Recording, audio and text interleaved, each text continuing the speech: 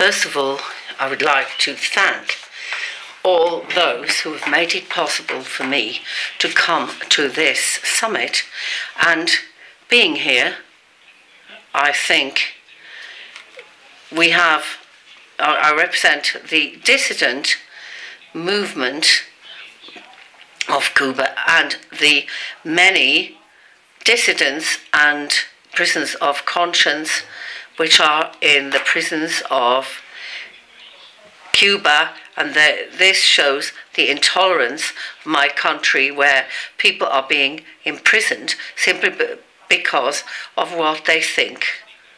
I prepared a statement bearing in mind the kind of meeting this is. I am going to actually refer very specifically to my personal experience that I had as a dissident, my experience of the castrist system. I think this can help to visualize what is happening in Cuba and how a dissident lives in a country like Cuba, where people have no tolerance, where people are being persecuted and imprisoned. So I am going to tell you how I became a dissident, and also how I am now today here with you, talking for and speaking for all these dissidents who are not only in Cuba but also in the world. Well, I have had my quarrels with the dictatorship in Cuba because I sympathized with Lech Walesa and the Solidarity Union, but it was only when perestroika and Soviet glasnost came that I decided to break my inescapable contract with the regime. In 1993, I was put into prison because I supposedly left illegally the national territory, and when I came out, I decided to become an alternative journalist and to set up the Independent Institute Cultura y Democracia. This institute was the culmination of many ideas which I had not been able to implement in previous years. This was promoted throughout the whole of the island through different plans and programs. There was also a final proof of the civil resistance to the castrist dictatorship, and I became finally a non-violent exponent of the civil struggle in Cuba. The study group Salir al Mundo, to go out into the world, and the study center Juan Clemente Zamora y Lopez Silvero, we created this study circle and we called it Salir al Mundo, go out into the world. One of us had the idea of this name because people could not go out of the country and people did not know what was happening inside Cuba. So what we wanted to do is to get to know one another and also to disseminate knowledge about this. So we had this study circle, we met every week, and we decided to publish also essays and to exchange views, exchange our ideas, our experiences, and then tell our society was. So we created all sorts of things, initiatives and so on, and we also set up the study center. And in this study center, we organized courses, various artistic events as well. We organized various activities, and even we managed to organize a seminar, a big symposium, which was called Democracy and Democratization, the Historical Process in Cuba. And this, of course, led to very great repression by the castrist police. But we continued working. We were not subdued, and we simply refused to be controlled. Of course, this is still happening in Cuba. the dissidents cannot speak out because they're constantly persecuted, they're constantly silenced, and so on. And these are terrible situations of harassment, but nevertheless we continued despite all this, because we got more confidence as we managed to do more things. So one day, that was one of the early initiatives of the Institute, namely a human rights course, and we called it Rights in Cuba. There was a terrible situation. We had the political police. The political police was there, and the people who were invited to the course, there were people who had already graduated from high school, and people were prevented from getting to the venue of the course. Nevertheless, we tried to find alternative ways of organising the course, not necessarily in that venue, but to do it in different ways.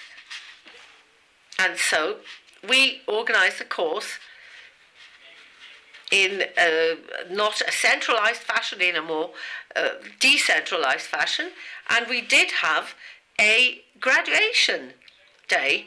But again, on the graduation day, there was a huge number of police because they wanted to prevent this graduation. Quite a similar situation occurred in 2001. We called it the visual arts exhibition. We called it Open Art 2001. Again, there was to be a jury. There were going to be winning entries that were judged. There was to be the announcement of the winning entries, and at the time we inaugurated this prize giving, again, the police sculptors have never received their works of art back. They were not returned to them. And this has never happened in the Cuban society before, and we called it the Black Tuesday. This was the 15th of September 2001. And that is why we decided to send a letter, an open letter to the Minister of Culture, Prieto. Now, in spring 2003, this was called the Black Spring of Cuba. At that time, I was sentenced to 20 years in prison. There was a law in Cuba which is the law for the protection of the national independence and economy of Cuba. And we call it the Mordaza law because it does not allow people to object in any way to any of the policies of the government. This legislation was created so that dissidents had no way of expressing themselves. Now, this law still exists in Cuba, and there are still 55 prisoners of conscience under this law in prisons in Cuba. I'm going to shorten my statement a little bit, and I would like to speak of other things. For example, the fact in which people suffer. The family suffers very much. My wife was sacked from her job. Each time she visited me in prison, she experienced innumerable acts of humiliation and vexation, just because she was my life partner. My daughter, for example, was a minor. She was expelled from school. She was admitted to hospital, alleging that she was suffering from a rare illness, and this was something which had never happened before. I always say that I don't consider myself to be a victim, because I very consciously decided to oppose the dictatorship. But my family was victimized, and they continue being victimized because they've suffered physical and psychological effects. Aung San Suu Kyi, whose country is here, represented here by one of the speakers, wrote a book, Freedom from Fear, and this helped me to overcome fear and panic. I said on the 10th of September last year, on Human Rights Day, to Mrs. Marta Freire, who's also a Cuban dissident and who's been exiled for many years, that her example and the example of all the founders of the Cuban Committee for Human Rights helped me to believe in what I'm doing. I told her how much the committee's newsletter influenced us in our political work and how I used it to campaign amongst common law prisoners when I was in jail. Now, I would like to conclude with a very important question, which is in relation to the Durban Review Conference, which is going to start tomorrow. But what I'd like to say is that when people no longer denounce injustice, you don't actually prevent dissidents from being sent to prison. What we are doing is like giving an oxygen boost to dictatorships so they can continue to trample on people's rights. So far, no exceptions have been mentioned, or exclusions have been mentioned, to the Human Rights Council, which is going to be re-elected a few days from now. And what I'm saying is that irrationality must not be allowed to overrun every corner of our nation. We have to say enough is enough. Thank you.